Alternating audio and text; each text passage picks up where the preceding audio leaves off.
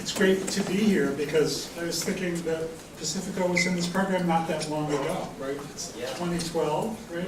So it's like 6 years ago. And we worked together then and have kind of watched the work develop from his thesis forms project and done proposals and papers and all of that. And we've stayed in touch over the years, and I've just continually been impressed by what Pacifico has done in terms of the work and the work's development and his thinking. And Pacifico works hard and puts a lot of demands on himself. And it's always interesting to see somebody come out of a program like this and try to establish themselves in the world outside of this program. And Pacifico's done really well on that front. He's won a number of awards, including New York Foundation of the Arts Fellowship, a Scholastic Art and Writing Award, a Louis Comfort Tiffany Award, an Aaron Siskin Foundation Award. He was a finalist in Aperture's Portfolio Prize a couple of years ago. And he's done a number of residencies too at Baxter Street, CCNY, and at the Bronx Museum, and at Lakewood also, I believe, right? But what's interesting to me is, when Pacifico came out of the program, he was thinking about what he was going to do, and was always thinking and talking about showing work. And I was like looking at your resume and realized that for the last 4 years, you've had a one-person show every year, right? Which is kind of startling, right? And his work's been shown a lot in group shows too. Pacifico's going to be in a group show at the Andy Warhol Museum next year. And the work's been written about a lot, and written about pretty nicely actually in the New York Times and Art News and Blue and Art Information and the British Journal of Photography and the New Yorker, Time Magazine.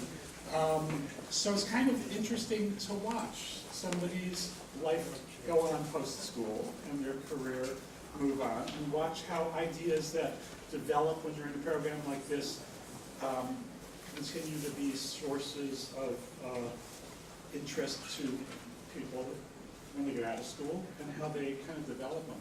There's a part of what I like about the work is that it's very contemplative, and it's something that a lot of people pick up on when they write about the work. I just want to read you a couple of quotes from reviews that people have written. There's a piece in Vice magazine that says, Silano's subtle manipulations of his material allow seemingly conflicting topics to fuse seamlessly, such as references to gay smut and weightier things like HIV, AIDS, political oppression, cultural marginalization. There was a nice piece in the New Yorker a couple of years back in which Vince Aletti wrote, these pictures of pictures called from 70s gay porn magazines would fit right into the Guggenheim's Photo Poetic exhibition alongside the work of Leslie Hewitt, Ann Collier, and Erica Baum. Like his older contemporary, Silano refreshes familiar strategies of secondhand imagery, in his case by evoking memory, identity, and desire. The disco era and its aura of pre-AIDS hedonism is the touchstone in Silano's erotic world, in which Bette Midler contestants vying for the title of Mr. Christopher Street and a host of anonymous nudes all appear. Here every collaged image is torn and fragmentary, as if recovered from a past that's still too painful to look at head on. And that's kind of the quality, one of the qualities in the work that I really love, this kind of reference to people's lives in the past, but kind of trying to make sense out of history and kind of grapple with what happens to people. And I guess part of what I love most about the work is that Pacifico works as both kind of a cultural historian and as an artist, and that's really impressive to me as he kind of juggles pleasure and cultural turmoil and psychic turmoil, and all the work reminds us of the kind of finite qualities of our lives and the multiple lives that images have in our culture. So I'm not going to say anything more. Pacifico's got a lot to say.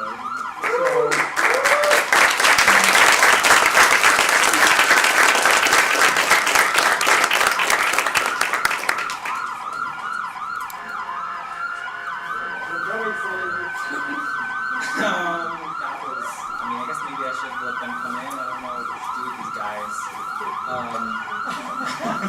Should I wait? What should I do? It's kind of perfect, I feel like. It's like a metaphor for my life. Is this for me? Drink this? I'm gonna drink it. First off, I just want to thank Marvin Heiferman so much for saying such lovely things and giving his time and being here. I also want to thank you guys all for giving me some of your night. I know the weather is sort of icky out tonight, and you chose to spend it with me, and I appreciate that. But especially, it feels really sort of surreal to be standing here and having had Marvin just introduce me. When I was a freshman in undergrad and I was a photography major and I was just trying to figure out like who I wanted to be and what I wanted to do with my life, I went to a Borders bookstore. They're now defunct. And I picked up A Ballad of Sexual Dependency by Nan Goldin. And I read the introduction, and it was written by Marvin Heiferman, and his words really resonated with me, and it really inspired me. And it was a real great honor to be able to come to SVA and then study under him and now have a friendship. So it means a lot, so thank you. All right, enough of that. Don't want to get emotional. So I graduated in 2012. I came here in 2008 from undergrad in Pennsylvania. I'm originally from Brooklyn, and so I have a lot of kind of ties to New York. And when I started the program in 2010, I started to really think about my relationship to sexuality and identity and masculinity. And around that time, I had a falling out with my father over coming out of the closet to him, and I can't believe I just said coming out of the closet. It's like so bad. But I came out, and it didn't go well. My father's sort of Brooklyn Italian machismo type figure, and right before we sort of said our final goodbyes with one another, he gave me some items, and he gave me this photograph of my Uncle Frank. My Uncle Frank is sort of the impetus of a lot of the work and a lot of the projects that I've made since that falling out. My uncle was a gay man who lived, loved, and died in New York City. And this was the only photograph I saw growing up of him, because it was as if when he died he never existed. It was kind of like this dark secret, and the moments his name was brought up, it was always some sort of kind of derogatory sort of innuendo about being gay and dying from complications of AIDS. So I studied this image, and I kept it with me, especially while I was starting graduate school and was sort of figuring out my life and the kind of artist that I really wanted to become, because as many of you guys know, if you're in the program, you come in one way and you come out completely different. And at the time I was making like photo documentary images. My mom was running a porn store. I think that's important to know. It's part of my backstory. And I think maybe it'll give a little bit of insight of why I deal with pornography in the way that I do. It's sort of like I have a different experience with it. It feels very familiar to me. And so, yeah, I started the program, and I created a body of work that was an investigation of the sort of loss and longing as experienced by the LGBTQ community, and I used my uncle as this kind of starting point. Right after I graduated, I'm not showing you any of my MFA thesis. It's not up to snuff. Got the ball rolling, but don't want to show that. It's kind of funny because you hear like professors when you're in this program talk about how they would never be caught dead showing any of their MFA thesis work, and you're here and you're just like, what are you talking about? It's like the best thing I've done, and it will be, but it will also, you'll make so many other projects after it, hopefully, and you'll get to this point where you're like, that was just the very beginning, and I don't want to go there. So this first project that I wanted to show, it was called Male Fantasy Icon, and it was my first project postgraduate school where I was making work that was all appropriation based. I was kind of like riding the fence when I was in this program. I had the pleasure to learn from Sarah Charlesworth for the first semester of my thesis project, and then Penelope Umbrico in my final semester here. And it really just completely changed my relationship to images and the way that I began reading them and thinking about how images go out into the world and the histories that they have and how they can be constantly recontextualized. And it just sort of set something off in me, and after that point, it became very hard to stage photographs that were of living, breathing people and sort of the everyday life, which I initially was interested in before coming here. And so I created this project called Male Fantasy Icon, and it centers around this famous gay porn star of the 1970s and 80s named Al Parker. Sort of like this infamous, you know, celebrity in like specifically gay male circles. And so I started to think about ways that I could recontextualize these images and sort of use him as a stand-in for the men that were lost, the people we've lost through the AIDS epidemic and the AIDS crisis.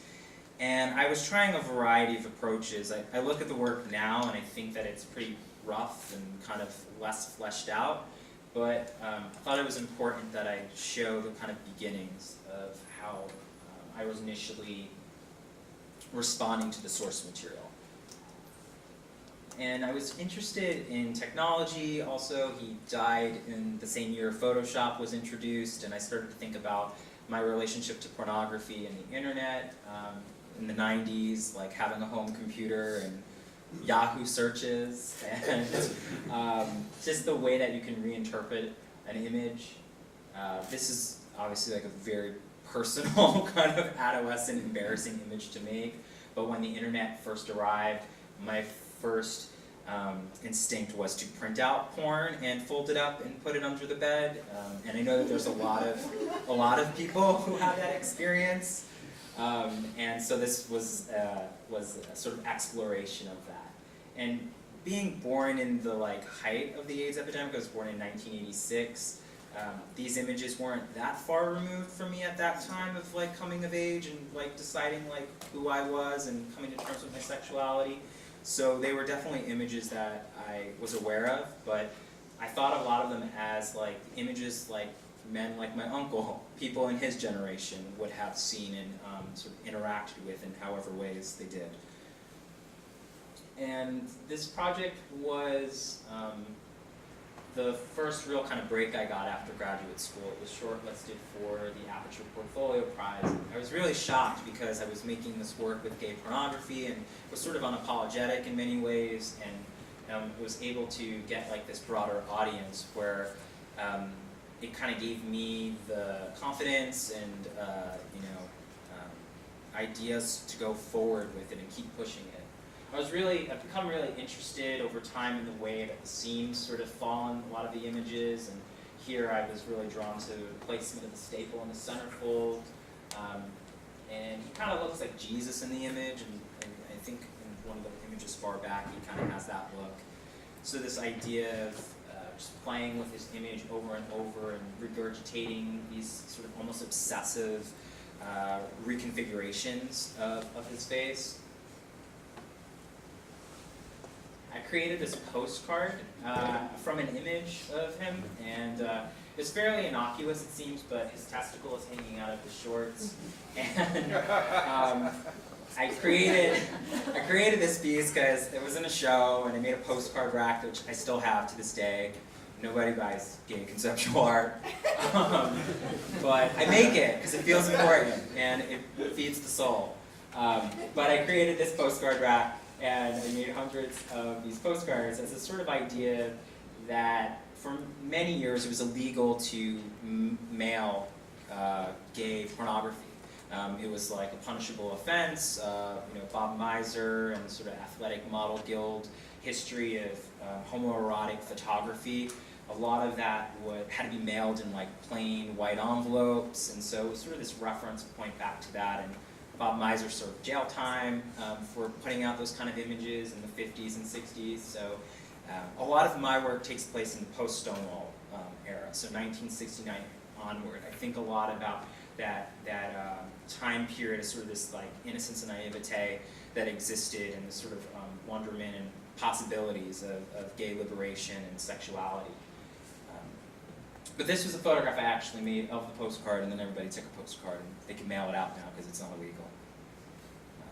And I collect a lot of material that I repurpose, and sometimes I'm really fascinated by what's dog-eared and what's been bookmarked and like the life of the magazine before I got it or the image that I got before it.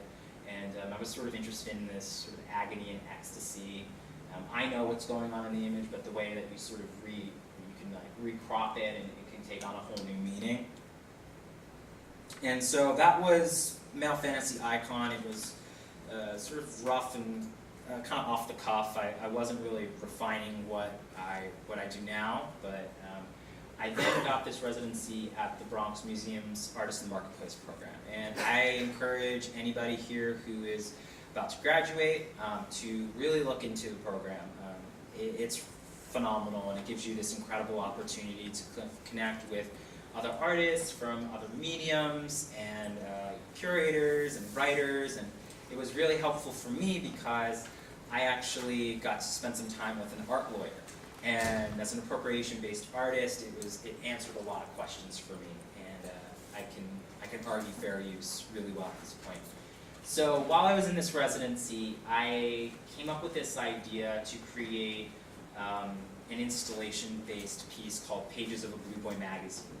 And the big part about the Bronx Museum's Artist in the Marketplace program is that there's a biennial, and you get an opportunity to show at a major museum in New York City.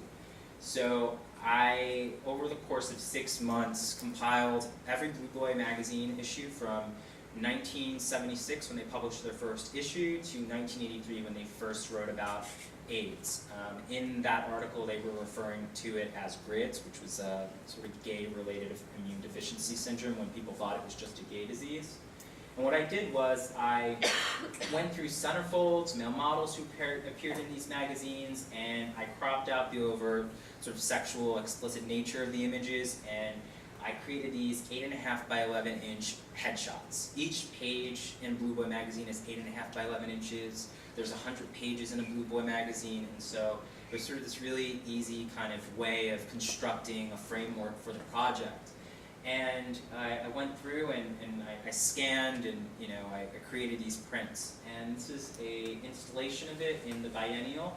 And it was a really amazing opportunity because at that time the Bronx Museum was in the process of working on a museum show called Art AIDS America.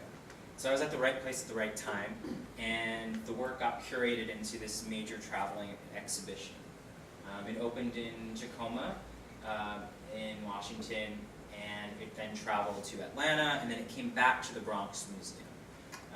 It was a really sort of interesting experience, and it's a show that I'm grateful that I was a part of, but it was a lot of, there was a lot to learn from working with these museum curators and the particular curation of the show, but it was a high point for me.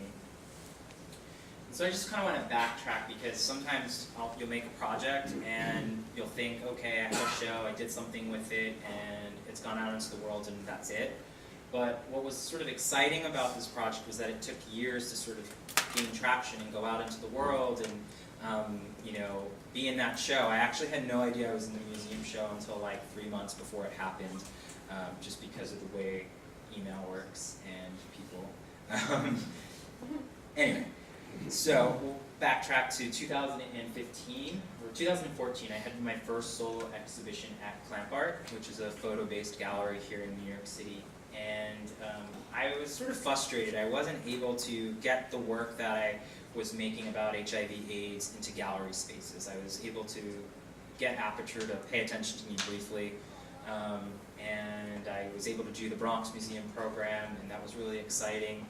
But no matter what, I couldn't get galleries to give me the show for the show that I wanted. So I kind of questioned what I was working on, and I created this side project when I went to Amsterdam in 2013. And I started to research gay victims of the Holocaust. Amsterdam has the very first monument to LGBTQ people who've been persecuted, and it was a real eye-opening experience when I was in high school, I never learned about, you know, queer people being persecuted, especially during the Holocaust. And I came back and I did a ton of research, and I spent actually a lot of time hanging out at the New York Public Library and sourcing imagery from you know, magazines and books. And I also decided to create this project with still lifes, and so there's a sort of sense of mourning and memorial. And I limited my color palette to red, black, and white, which were Nazi propaganda colors. So I was subverting the sort of propaganda nationalism qualities of the references that we have to those colors. It was a really interesting time for me to be researching all of this sort of history. I found out a lot of things, like Germans, they went through this period prior between World War I, or after World War I and World War II, where they went through like a nudist sort of celebration of the body in photography. So Hitler was sort of a reaction to sort of more progressive values and ideas of sexuality and identity. A lot of trans people were persecuted during the Holocaust, especially during, you know, the rise of Hitler. And so I started to appropriate these found images of this sort of new German imagery.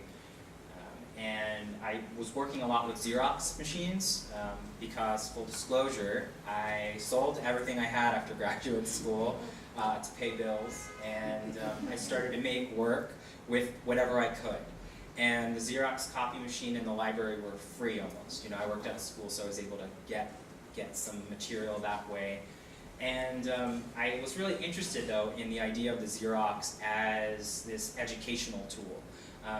In high school, I have these sort of associations with the teacher giving out handouts where the image is so degraded you have no idea what you're looking at, and you're trying to make sense of it. And so for me, I was really trying to reference that and the sort of images that you would normally see, but obviously here you're looking at nude male bodies, which is something you wouldn't see in high school, and kind of taking that visual approach to it.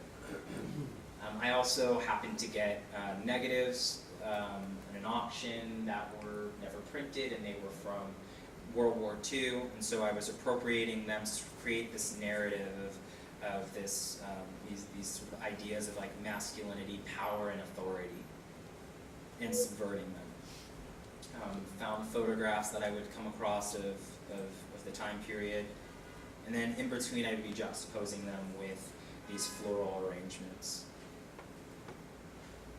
And this is a male nude, obviously, but the eyes over the body that are layered here are of the eyes of a young man who was persecuted for paragraph 175, which is the German criminal code that was used during Nazi Germany to convict homosexuality. And they really adjusted the law as Hitler was coming into power, so that even just touching hands, looking at like people the wrong way could be considered, you know, homosexual, and you could then get convicted, and you were either sent to prison or you were sent to concentration camps. And I'm sure many of you are familiar with Grand Fury and the Pink Triangle and Silence Equals Death.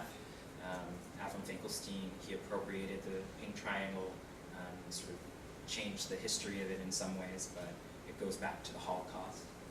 So these are all mugshots of men who were persecuted during the Holocaust, and some of them, you know, were sent to concentration camps. Some of them were imprisoned, and actually a lot of gay men who did go through the concentration camps after people were liberated, some of them, many of them actually went straight back into prison. And so the German government didn't acknowledge the way that they had treated LGBTQ people during the Holocaust only until like the late 80s. So it's really a sort of history that's been acknowledged in the last like 30 years. And here I really wanted to sort of, you know, remove the mouths because this history has been silenced, but I wanted to have this sort of confrontation with the eyes. Each man is looking at the viewer, and that becomes really important in my work. I did that in the Blue Boy installation, where you sort of have to contemplate the mortality of not only the, you know, of the people in the images, but also like the people behind the images with the Blue Boy grid. Here, obviously, it's about the lives of these men and the men like them. And I was working a lot with material and just trying to find ways to rework the images and kind of create something new. And then this was an image that I made towards the end. So after that happened, I had this show, and it was this great opportunity to get my first solo show under my belt, but I cared about it, but it wasn't my driving force in the same way that work around HIV/AIDS and loss and history really moved me. And so I got this amazing opportunity at the Camera Club of New York, Baxter Street, and they gave me funding, which was like really new to me. And they gave me a solo show, and it's a nonprofit institution. And so I was able to finally have the show that I had dreamed of and create the body of work that I wanted to put out into the world. And I got that opportunity, and it sort of changed my trajectory. And I created this project called Tear Sheets. And I got a camera, so that changed things. And I started to reconsider the magazines that I had used for the Blue Boy grid. And I was finding new ways of looking at source material that I thought I had seen everything that there was to see. And I came back to it with a sort of renewed sense of purpose and new set of eyes. And I think that's something that I find that I do now, where I take a break from the work that I really care about, work on something else that I do care about, but maybe isn't like my main project, and then sort of I'm able to re-engage with the material. And with this particular image, I was interested in the sort of, there's a lot of tropes in gay pornography, specifically vintage pornography. The sort of mock-up of masculinity and this sort of performance. And I thought that this image was really fascinating because it's a sort of play on that very classic 1970s, 1980s image of like the red lipstick with the cherry in it, and it's always like this beautiful woman's mouth. It's a very highly sexualized image, but here it's maybe a little bit more goofy because it's like this mustachioed man, and this sort of play on the negative space started to become really important to sort of talk about the archive and loss. Here at this point I was still working with ephemera. I was collecting things. This is an old matchbook from a gay leather bar named Phoebe's in the Castro that closed during the height of the AIDS crisis. I was fascinated with the sort of iconography and the repurposing of the statue of David as a leather daddy. I created this particular image because when I was looking through the material that I was sourcing, there's often a gaze that happens with white gay pornography of sort of exotifying people of color, and it happens sort of time and time again where it's a sort of hypersexualized black male body, and I thought that it would be really important to sort of confront that in the work and in the material and sort of critique that, and so I juxtaposed that with this sort of confrontation of this male black man who is like looking at the viewer and sort of confronting whoever is having this sort of interaction with this image. It'll be different, but it felt like a really important piece to me. This particular image got banned on Instagram last week. I guess side pubes are a problem. I don't understand. One of the things that you'll see in my work a lot is there's not a lot of penises. There's not a lot of like explicitness. I feel like that's very easy to do. Like that's that doesn't really elevate the original source material. I've seen it happen and it works really well. But for me, like I really kind of want to remove the sex from it, and I think that there's something really kind of provocative and sensual about like sort of the side of a man's body and the way that they're holding their hands. And here I've juxtaposed it with this piece of wood, and there's this sort of circle, and it kind of references the glory hole and that sort of history of gay cruising. And then I made this other piece with this drag queen who's also in a form of a glory hole. And this is, so kind of a more playful image, but something that needs to be in the work as well. And I collect a lot of material, and sometimes I'll get doubles of things, or I'll see advertisements repeat, and I'm sort of fascinated with the way that the images break down over time, the way that they oxidize, and here there's like a total different color balance on this woman's hand, and the sort of the glimmer of the model's eyes, and the way that the material sort of scrapes apart, and it feels like they're peering into something. It's an advertisement for a bathhouse. And a book that I came across from this gay psychologist randomly, and I tore this out because I felt it was really sort of an important sort of statement about the work that I was making at the time. And it says, throughout the book we describe the homosexual world in somewhat abstract terms. Here we present a group of pictures to bring this world to life for the reader. It should be noted, however, that these pictures do not represent the entire homosexual world. They capture only the most visible public aspects of that world. And I thought that was kind of an important statement in the work, because all of the images that I generally gravitate towards are media representations. They're images that have informed our ideas around sexuality and masculinity, and they go out into the world and they live these lives, and they have these influences. And so, but that's not necessarily like the gay experience. It's just this idea that is sort of pushed on us that we think we're like that's what all gay people are like. I do have a mustache. And I became interested in obscuring faces.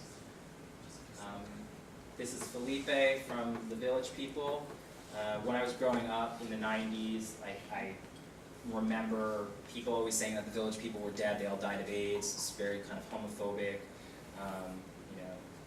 idea.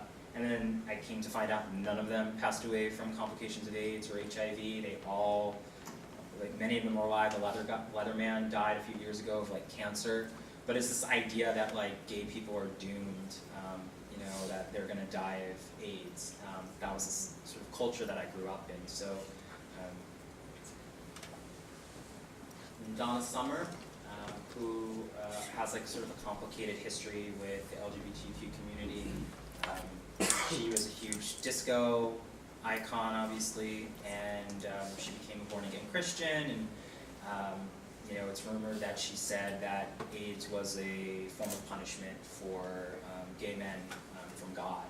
And it really sort of hurt her career, but she kind of regained her fan base, and she was able to sort of spend her career working with the gay community after the fact. But at the height of sort of disco and excess and decadence, she was the queen. In Bette Midler, all of these images are appearing in Blue Boy magazines or Honcho, gay interest magazines. And Bette Midler got her start in bathhouses in the city, where she would perform, and men would cruise and have anonymous sex with one another. Here I sort of juxtaposed it with this kind of silly photograph of a male beauty contest in Chicago in Boys Town.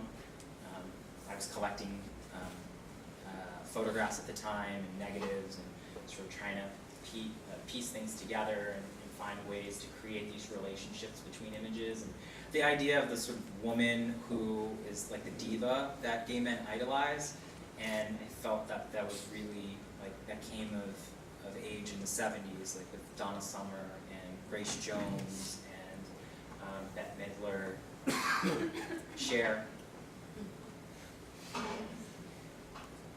And it's weird, I just made this image like a couple of months ago, but I was like, I want to make a piece with Cher, so I came back to her. So sometimes I step back into older projects. Olivia Newton-John, another male beauty contest. Grace Jones. And sometimes it's about the condition that the material comes in. Obviously, this person who owned this had some sort of experience with it. Generally, I don't have that experience when I'm collecting the materials that I'm working with, but I thought that there was still something really fascinating about just the way that, it's actually an advertisement. Like, this person had this very intimate experience with this gay advertisement for like rolling paper for cigarettes and a limited edition print of jock straps. And I was really cutting things up and creating these relationships and honing in on certain images. And I did a lot of tearing in tear sheets. This is from an advert. Sometimes I'll hold on to advertisements for a really long time and I won't know what to do with them.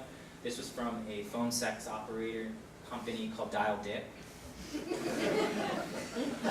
I just thought it's so preposterous, a lot of the images. They're just like, they're really kind of hokey and there's a sense of humor to them. So it's sort of balancing like the humor with the sort of melancholy that comes with it. And then I started to work with a copy stand. My life changed. I went on this residency at Lightwork, and I don't know why it took me so long. It's embarrassing. I don't know why I'm telling you this, but it did. It took me a really long time to figure out how to interact with the material that I was photographing. And I got a copy stand. I was up in Syracuse for a month, and I brought a ton of pornography with me. And actually, my suitcase was full of it. And I started to photograph everything on white seamlesses almost exclusively to sort of reference more than ever to the archive. And I thought that it was really important, the negative space in the work, to sort of talk about that kind of loss and the idea of like pictures being remembered and how we remember certain things and how they evolve over time. And this was probably the first time I started to really make images large, print them like as 40 by 50, and they sort of took on like a larger life. And you really get to see the breakdown of the image. So I sort of imbue these images with everything that has come after the fact. These images are made prior to the height of AIDS, and so they kind of take on this new meaning, and they're definitely imbued with my own experience of losing my uncle, but also the sort of countless men and women and queer people and trans people who we've lost that we no longer have. And these images were made as part of this project called Arrangements. I made all of this work, and I wanted to find new ways to put the work out in the world and work with its form. And so I created these photo sculptures, and they're in 1-inch thick slabs of plexiglass. I wanted to kind of reference the specimen of like encasing something. And so there are these fragments that I've collected and photographed, and then I arranged them in this way where they sort of reveal and conceal certain parts of these photographs and these histories, and sort of playing with that metaphor of like what's hidden and what's revealed over time.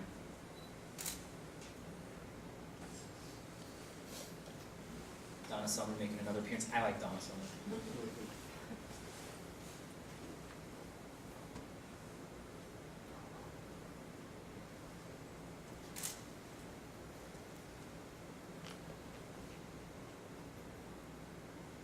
Plants happen a lot in my work because plants happen a lot in these magazines. There's sort of this like tropic backdrop as this idea of sex and excess that happens, and so I play a lot with the sort of iconography of these magazines and the cliches. I kind of lean into them while I'm subverting them at the same time, because there is some critique in some of the imagery. And this is how I installed them. I had this amazing opportunity to bring them to Volta Art Fair in like 2017, and this was like my first chance to see how I would put them out into the world, and that's it's a scale of 40 by 60 or 40 by 50. And so then I kind of felt like I needed to take a break. Like I didn't know how I was going to keep making the work that I was making, and keep it fresh and not feel like I was forcing it. And I got this residency at the Lower East Side print shop. And it was like this new experience for me. I was completely out of my depth. I like had no technical ability whatsoever in silk screening or monoprinting. and I kind of used it to play around and explore some new ideas. And while I was there, I came up with this project that sort of explores America's fascination with political royalty and celebrity. And I remember specifically when JFK Jr. died. He was somebody that like my mother was obsessed with, and I grew up on these tabloid magazines, and I was like the little gay boy that would go to the supermarket with my mom and not get comic books, but would get the National Enquirer and Globe and sort of fantasize and daydream about these celebrities. And so I fantasized and daydreamed a lot about like the lives of people like JFK Jr. and Carolyn Bessette. And I really started to think back on this like right after the election of Donald Trump. I read an article like 2 or 3 days later in the Daily News, and everybody was like so whiplashed that Hillary Clinton had lost the election, that they were trying to find some sort of name to latch onto. And the article that I read was about Caroline Kennedy. And they were saying that Caroline Kennedy is ready to run for president in 2020, and she's the Democrats' best hope. And she's fresh off of an ambassadorship to Japan, and she has the political chops. And it's like, that's not happening. And I just thought it was sort of this, like, again, preposterous idea of like, we need some sort of recognition because Michelle Obama's way too sane to save us, and she doesn't owe us anything, but so people were like, well, Caroline Kennedy, she can do something for us. And so it really got me to think about when John F. Kennedy Jr. was alive, there was sort of this weird, strange inevitability that he would be a president, that he would run and he would go into politics, and he did a good job at sort of pushing that away, and he didn't do that, obviously because his life was cut short. And so I started collecting old tabloid magazines, much like I collect pornography, and started to find ways of creating these sort of narratives that the media perpetuated, like this, mama's boy, but heartthrob, and he's the sexiest man alive, and these really sort of salacious and over-the-top headlines. And so this was some of the photographs that I made to accompany the silk screens that I showed you. I'll show you. He was always breaking up with somebody, and there was always some kind of heartache and heartbreak kind of headline. But, I mean, I came at it with a little bit more of a sense of humor than maybe my prior projects. John F. Kennedy Jr. failed the bar exam 3 times, and he was sort of like, kind of mediocre in many ways, but he was held up on this pedestal, and I thought that that was like really fascinating, that like, like this straight white man like does the bare minimum, but is sort of celebrated and like adored. And so I was kind of juggling a lot with this project. I wanted to say all of these different things, and I was working with vinyls on the wall and working with found images. Really kind of crazy thing happened. I actually purchased a found paparazzi negative. Actually, it's not found. It's from the estate of this paparazzi photographer who followed the Kennedys a lot. And I bought the negative, and I also got a transfer of the copyright, which is something like very rare that happens when you're working with like, especially paparazzi images, or paparazzi are very like ironclad about their images. So I can put this on a tote bag if I want. But I didn't do that. I really was like, oh, what am I going to do with this image? And he's in a town car, and I mean, for me, it's like this weird fascination with the Kennedys. Like, I come from a lower middle class background, but yet the Kennedys are something that I grew up always thinking America aspires to be, and this idea of like wanting to reach for that kind of success and power and glory. And so I created this image where I printed it, and then I framed it behind tinted glass. And so you want to come close and you want to touch John, but you're kind of held back. You're sort of reminded of like your place in the world. Like you can't quite touch the Kennedy. And that was like my sort of relationship to the image. And at this point, I was really exploring silk screening, and I was creating a lot of work. A lot of it was bad. Some of it made it out of the residency. This is one of those images. This is from a very like easily recognizable paparazzi photograph of JFK Jr. catching a football in Central Park. He was like always shirtless. And after he died, there were all these very melodramatic headlines, like "The Dream That Will Never Be." This was when he was alive. Hot hunk, hot hunk. I made it look like a candy bar wrapper. And the JFK Jr., we never knew this idea that like he was this person that we somehow still didn't know, even though every square inch of his life was photographed and documented.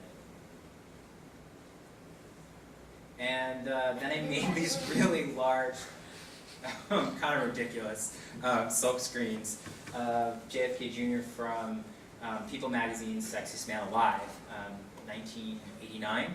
And I was really interested in the font choices because they're so gendered, and Kennedy is like this hard-bodied, like masculine font, with the sexiest font being this very sort of sexualized, almost feminine cursive. And so of course I made it in red, white, and blue. And then I started to experiment with paper lithography and this idea of, in this particular piece, of like not being able to quite escape his own celebrity and the sort of expectations put on him. And this piece, which was kind of interesting to me, was that there were a lot of commemorative memorabilia that came out after Princess Diana died. And after she died and he died, and then there were like Beanie Babies, and there was this kind of market for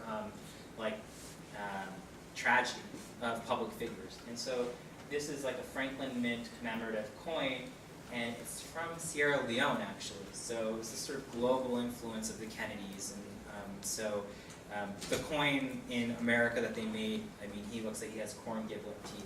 And I thought that we would go with this coin. Plus I thought it was really interesting, a fascinating idea of working with, a foreign currency that has this, like, really just this guy.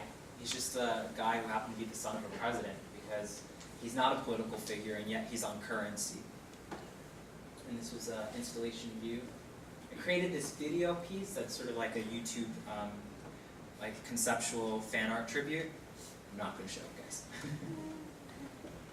And it was really good to do that project. Like, I really needed a reset. I needed to like do something that was maybe a little less serious, and really figure out like what I care about and the things that sort of drive me. And what that driving force has always been this idea that like my uncle was this man who existed and was sort of erased, and I have always been sort of inspired by that, to sort of carry on that legacy and make sure people like him are not forgotten. And I came back to the projects or the themes that I was exploring in my arrangements projects and my tear sheets and the Blue Boy grid, and I came back with a renewed sense of purpose. And I started to re-examine magazines that I thought I had cut up and done everything I possibly could, and I started to see things that I just hadn't seen prior. And I was particularly drawn to the gutter of the magazines, and that was always something that I would avoid when I was appropriating, because it's hard to photograph, and it's this sort of disruption that happens in the image, and why would I want to draw attention to that? And I really I honed in on that with this new way of working, and I got this amazing access at the Fales Library at NYU to this collection from Richard Marshall, who was actually a curator at the Whitney Museum of American Art. When he passed away, he gave his entire collection of magazines, ephemera, early internet, erotica, to NYU. And so I spent a couple of months just going through their archives and spending time and finding other things, in addition to the things I already had at home that I was seeing. And it was this great challenge for me to not be tearing things up, and to be looking at the work and just like really looking at what was on the page and thinking about the surface, and honing in on particular items. Like in this image, it's this sort of fabled idea of the Western sort of cowboy, masculinity, rugged ideal, identity that is perpetuated in a lot of these 1970s porn magazines. And there's a whole scene happening in here, like there's an orgy. And that's not what's of interest to me. It's this idea of what happened, what's going on in the space after you remove the bodies, because those spaces are still there. And this image became really important to me just because of its history. Like, it's actually, it takes place in Fire Island's meat rack, which is this sort of synonymous place for cruising and anonymous sex. And there's like this rich queer history there. And it appears on these pages of this magazine in 1977. And, you know, all of this time has gone by, and yet this image is so different. We read it through a completely different lens. And I think that that is why I'm just so interested in appropriated images, particularly images from magazines, is because they're slippery, their definitions aren't fixed, and you know, how we read, the lens we read these images through today is going to differ quite a bit in 20, 30 years, and that kind of excites me about the medium, and it makes me really want to continue making work around these themes and around this source material. You know, the idea of the beach without the bodies and the open skies and the sort of melancholy kind of permeates throughout these images. And I've been calling this project After Silence, which is this reference to Silence Equals Death from Grand Fury, and also happens to be the name of Avril Finkelstein's latest book for sort of history of archiving AIDS activism in the art world. And I'm really interested in quietness. Like, I did something crazy with the JFK Jr. work that was really loud and kind of all over the place and messy, and it was good for me to do that, but this is the work that I really care about, and this is where I think you know, my work sort of connects for me. And I started to remove the bodies as much as possible. You'll see a couple of bodies here and there, but there's always this sort of disruption, sort of break in the image where usually it's happening in the middle, and it's this sort of reference point back to the materiality that I'm working with.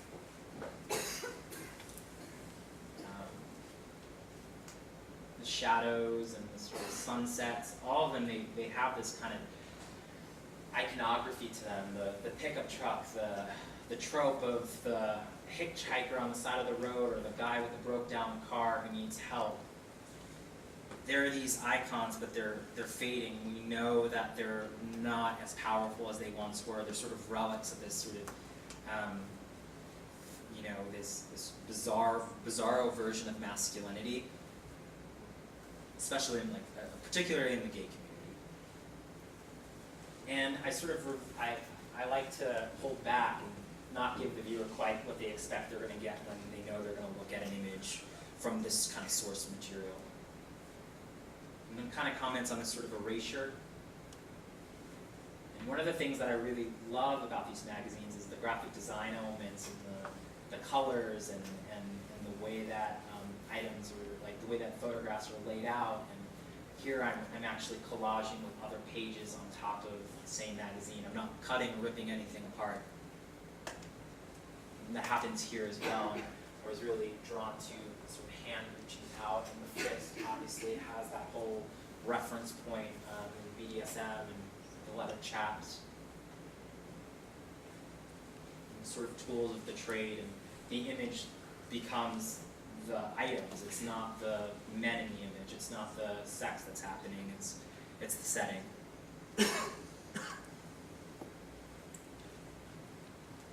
In a lot of these magazines that I'm working with now, there are like these gay destinations that are happening, and they'll like pick a city in an issue, and it'll be San Francisco, and it'll be every gay bar that's in San Francisco.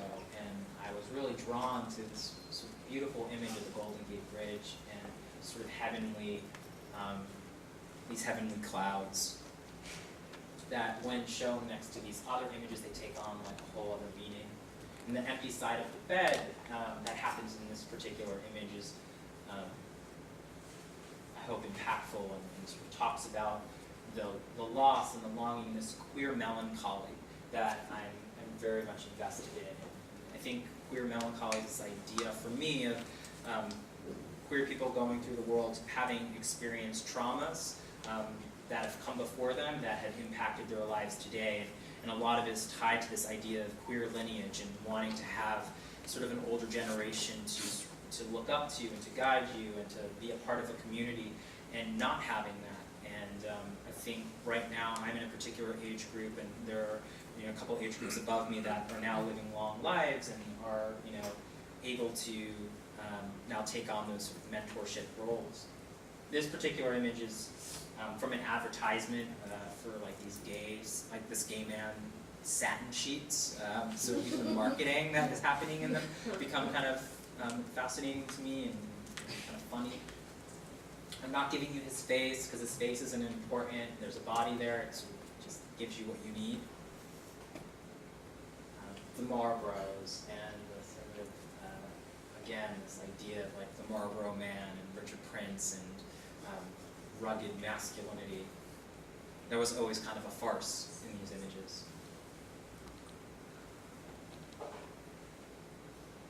And plants, like I said, they show up like over and over. They're like these sort of sexualized stand-ins.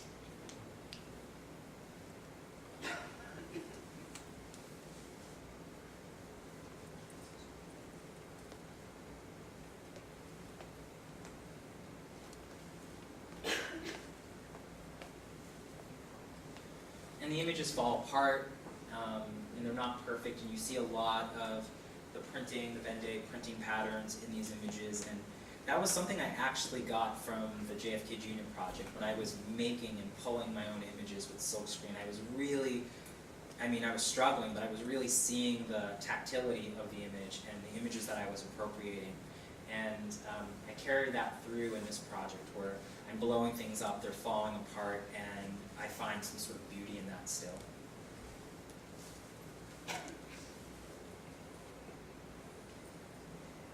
In almost all of these images, there is some sort of nude body that has been removed or cropped out.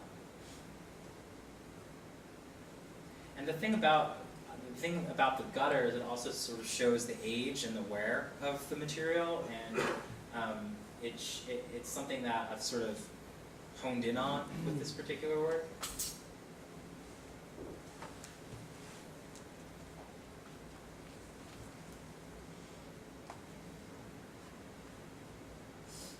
This image just got banned in Miami for something.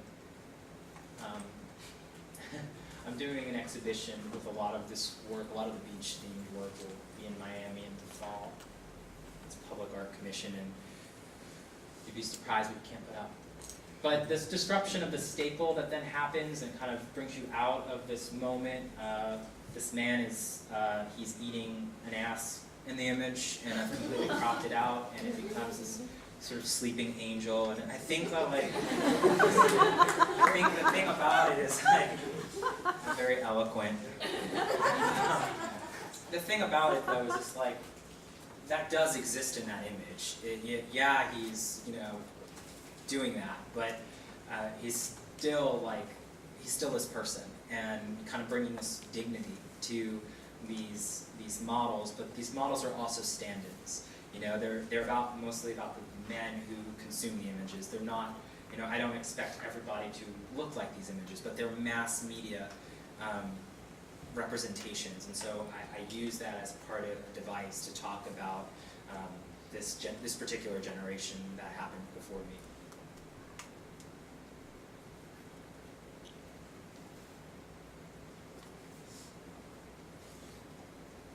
I'm just very drawn to these ideas of quiet meditations, and that's maybe something that I wasn't doing, 8 years ago, or even a year ago.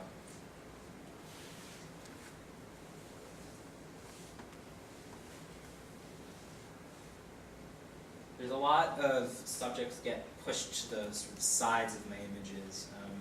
I kind of lean into that, as if in some ways they're falling off the page.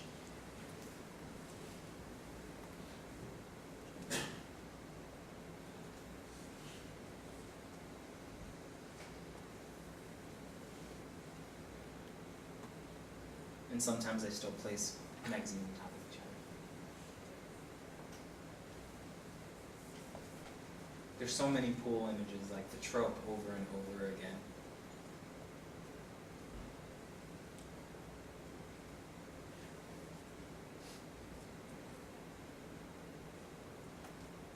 this image also got banned in Miami.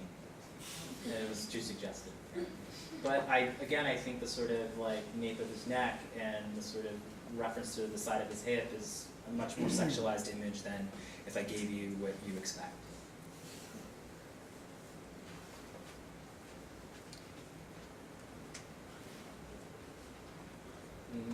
You know, in this image, the hand is sort of reaching out. There's all these little elements that kind of reveal themselves over time.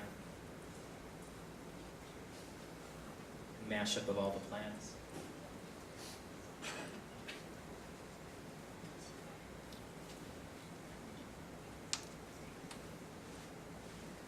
And so a lot of this is actually new. I haven't shown really anybody. You guys get the first dibs. There is a naked man in this photograph in the snow.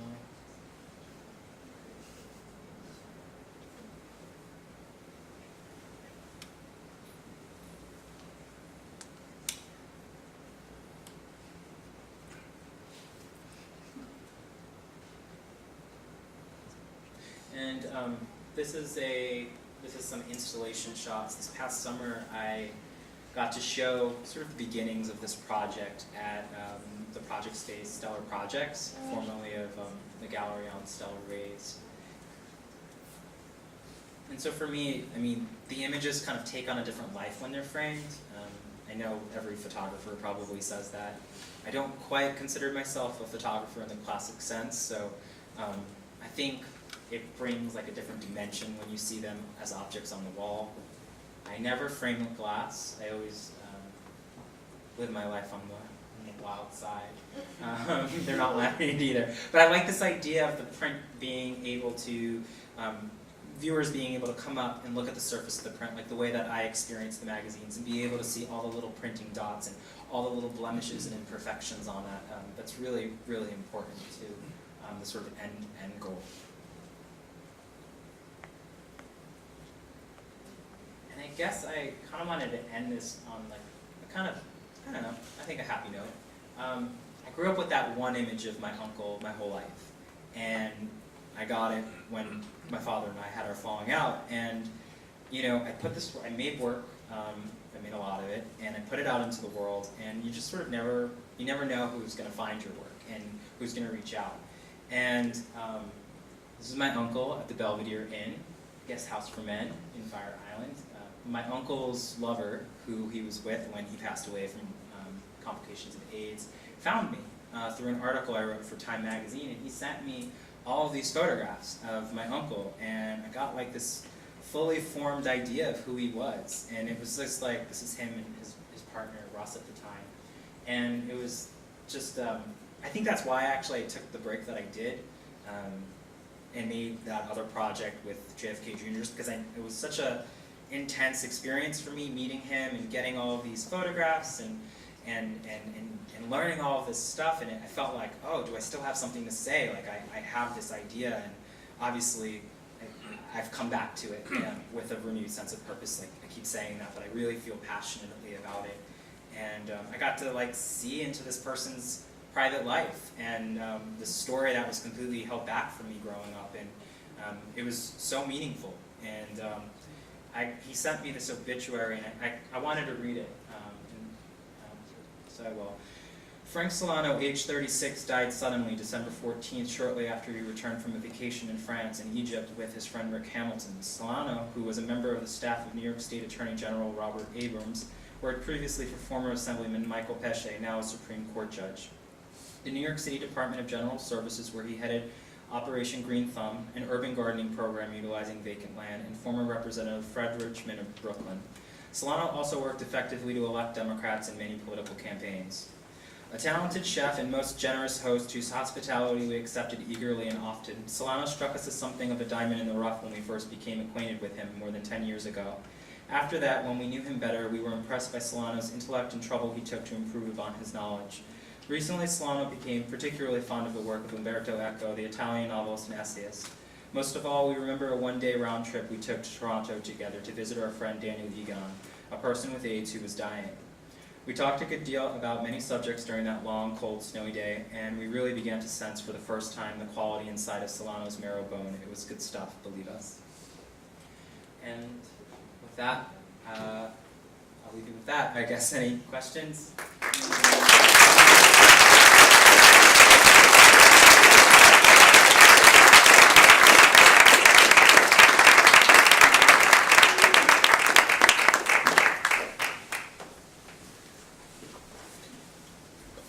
I droned on. I don't blame you. If you want to go, let's go. I have a question. When you do the college of that magazines, you use camera to take that photos or a scanner?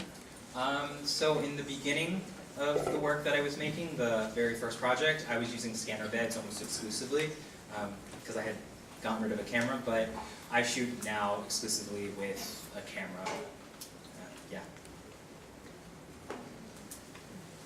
Just curiosity, have you been tempted of using objects? I'm sorry? Have you been tempted of getting involved with objects? Like more ephemera? Right. Yeah, I have like these really strict rules for myself. I have a little bit of OCD. I don't know if it can come across at all, but I started to kind of play around with that, and it's not something I rule out, but right now I'm really, really committed and interested in the idea of mass-produced images and the history of them and how they shift over time.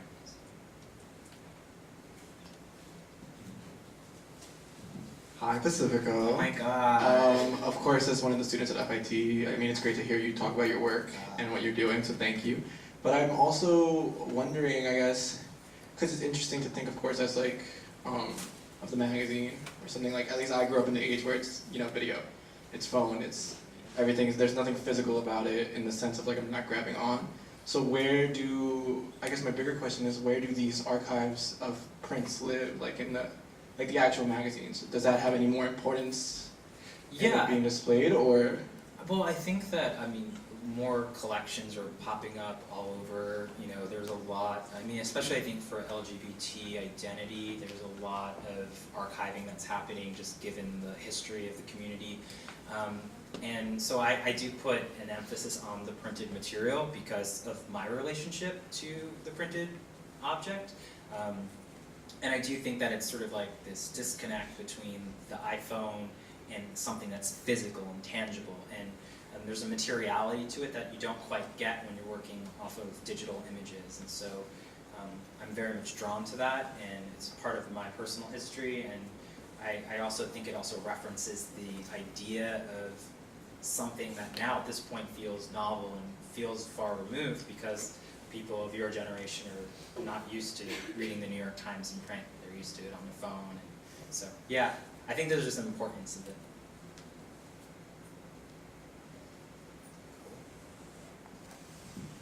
So, Hey, you guys, a bunch of students came from my job. This is so FIT! sweet. This is so sweet. But, I know you printed for a lot of notable photographers, like you mentioned me before that you printed for Philip Lorca de Corsia.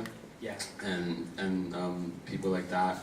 Of course, doing that kind of work, was there anyone that influenced you or drove you to keep doing what you're doing? Like, where did you get all your inspiration from?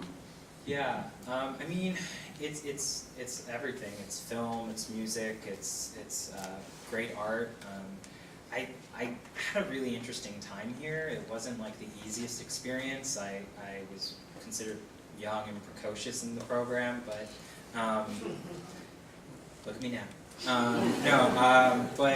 I listened a lot. I really did, and I had experiences that I thought weren't great, and I come back to it now and I think about it in a new lens. Like, I've been very aware of the time that I spent in Sarah Charlesworth's class, an artist from the Pictures generation, and Penelope Umbrico, and they really challenged me in a way that I don't know I fully grasped at that time. So I pulled a lot of inspiration from those artists, and you know, I love Louise Lawler's work, and I love basically everybody who was in the Photo Poetics show at the Guggenheim. I saw it and I was like, bury me here. This is where I want to be. And in some ways that's like not necessarily work that's in fashion always. Like, there's trends, and I think I pull a lot of inspiration but from artists who've just kind of created and cultivated work that didn't cater to market trends and stuff like that. So, yeah. So the curiosity is killing me as to like your MFA work, to compare it and contrast, which I'm not gonna ask you to do. Yeah. I don't have it online, My so good luck.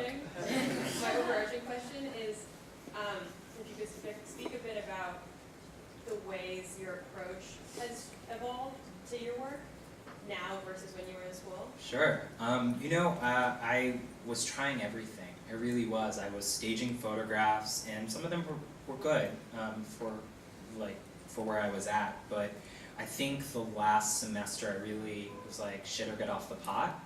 And I took a shit. I was like, I'm gonna do appropriation, and I'm gonna like really kind of lean into it. And I had like a weird experience during my thesis orals where, I'm not gonna say who, but they were like, you really should stop appropriation. And I was like, okay.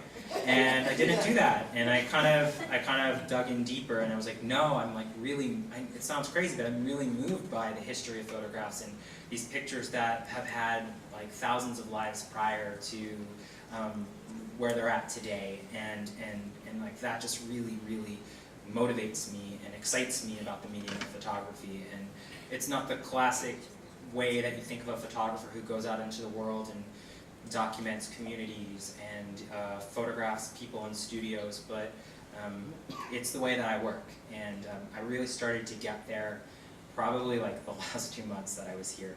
So it was kind of crazy. If I had been here maybe a little longer, who knows how it would have turned out. Oh my God, it's Alfred! How was Rome? Great talk, Pacifico. In the realm of collage and appropriation both, your embrace of minimalism is really distinctive. So I want to ask you about those moments when you wrestle with whether the work is finished or whether you've gone too far or you haven't gone far enough, which usually we think of as a conversation with painters. Yeah. Sorry. I think less is more, and I think we're inundated with so many images around in our everyday life, and I think it's really easy to want to put everything in the pot, right, when you're cooking, and for me, it's a subtractive process for me. It's not an additive. I'm like removing as many elements as I possibly can. And I've always just been really drawn to minimalist photographic work, minimalist painting, minimalist sculpture. So it's just, I think, the thing that like is the sweet spot for me. I mean, obviously some weird shit happened with that JFK Jr. work, but I wanted to show that because I thought it was important. But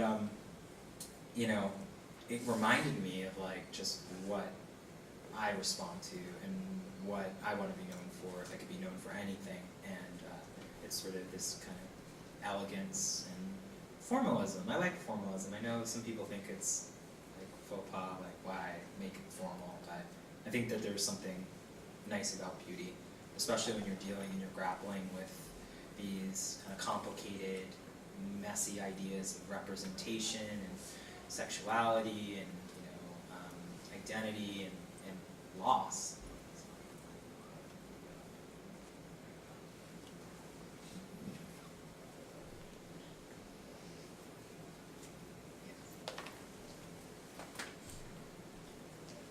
What prompted you to make work that would acknowledge the hypersexualization or the fetishization of the black male body in these publications? Well, when you're going through a very specific kind of publication, like here I was going through Blue Way, I was seeing cliches and these sort of tropes repeated over and over and over again, and I just felt like a responsibility that like you can't create this project and sort of exclude that part of it because it's messy and it's complicated and it should be acknowledged, and it felt like a very important piece to put out there because I was seeing these problematic representations in these magazines, and also, you know, like, I thought a lot about it. I was like, me as a white artist, like, should I be working with a magazine like Black Inches or Latin Inches? I mean, even just the name is like offensive by today's standards. So I felt like a responsibility, and so that's why I created that particular piece. Yes? So, do you use like bear porn ever in, I don't know, do you use like bear porn? Bear porn? Yeah, because I mean, I know that you're saying this. He said bear porn, Bear if porn. anybody couldn't hear him say nothing. There's a very specific body that you're presenting. I don't know all of the work, but. Well, these particular images are the most prevalent. So it's a sort of kind of idea of like what's been put out there as like this idealized male form. I don't identify with it, but I think it's important to work with it as this sort of stand-in, and sometimes, you know, I run this fine line between, am I reifying this iconography or am I subverting it? And it's always a balance, and I question myself a lot when I make the work. I think a lot about it, and I think where my work is heading, it's less representational, it's fragments here and there, and so that is something that is in the back of my mind always, and whose bodies are represented. It's like, I put a drag queen in a circle glory hole next to like this sort of personified male body next to another glory hole, so it's like kind of finding ways to challenge those things, but also critique the sort of mass imagery that comes up. But if you're recontextualizing already by reworking the work, why not push it further? I might. Yeah, no, I think it's important questions that you're asking. You know, representations in this particular time period in print, they're different. You know, Blue Boy magazine has this very specific photographic style. It's like California sun. It's this very idealized body. It's very different. Gay bear porn really sort of comes of prevalence in, like, for me in my research, post-AIDS. And so that's what I found in my research when I was at the Fowles Library. And it's been sort of hard for me to make that jump past that and to make work that's way more closer to where I came of age. So, you know, the aesthetics, the way that those images are made is, it's a different kind of lighting. There's not a lot of negative space. It's bodies on top of bodies. And yeah, so I just haven't gone past that, that particular time period. Good question though.